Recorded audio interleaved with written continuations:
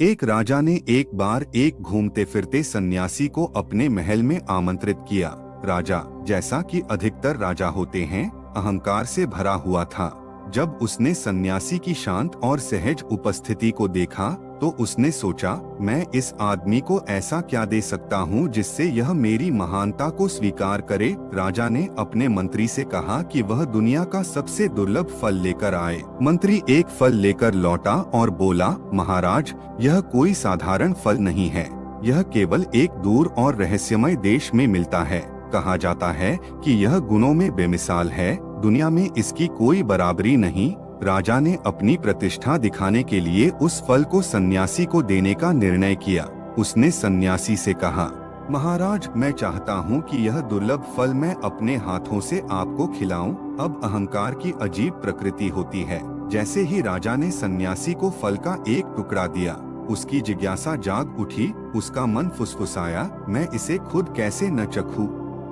आखिरकार यह दुनिया का सबसे दुर्लभ फल है और चुपके से उसने एक टुकड़ा अपने लिए अलग रख लिया।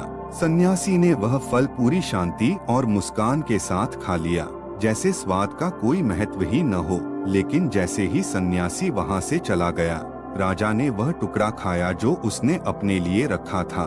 फल जीभ पर लगते ही राजा ने उसे थूक दिया। वह फल बेहद कड़वा था। राजा हक्का बक्का रह गया। उसने सोचा, मैंने उस पवित्र पुरुष को यह भयानक फल खिला दिया और उन्होंने बिना किसी शिकायत के इसे मुस्कुराते हुए खा लिया। यह कैसे संभव है? सन्यासी तो चला गया था, लेकिन यह सवाल राजा के मन में रह गया। धीरे धीरे उसे एहसास हुआ, सन्यासी ने फल को नहीं खाया, उसने उसे स्वीकार किया। स्वीकार करना ही कुंजी है मेरे मित्रों। सन्यासी ने न तो उसका विरोध किया, न ही उसका मूल्यांकन। उसके लिए फल न तो मीठा था, नहीं कड़वा, वह जैसा था बस वैसा ही था। लेकिन राजा, वह तो अपनी ही दानशीलता को स्वीकार नहीं कर पाया जब तक कि उसने स्वयं उसका स्वाद न चखा। उसकी लालसा और जिज्ञासा उसे अपने पर हावी कर गई।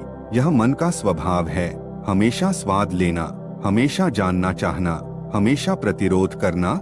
लेकिन सन्यासी के पास कोई मन नहीं था। यही कारण है कि उसने मुस्कुराते हुए खा लिया, न इसलिए कि फल मीठा था, बल्कि इसलिए कि वह मुक्त था, मन के खेलों से मुक्त, अपनी पसंद नापसंद से मुक्त। और यही अंतर है राजा और सन्यासी के बीच। राजा भले ही दुनिया पर शासन करे, लेकिन वह अपनी इच्छाओं का गुलाम है, जबकि सन्यासी के पास कुछ भी नहीं है, फिर भी वह सच्चा मालिक है, अपने आप का मालिक।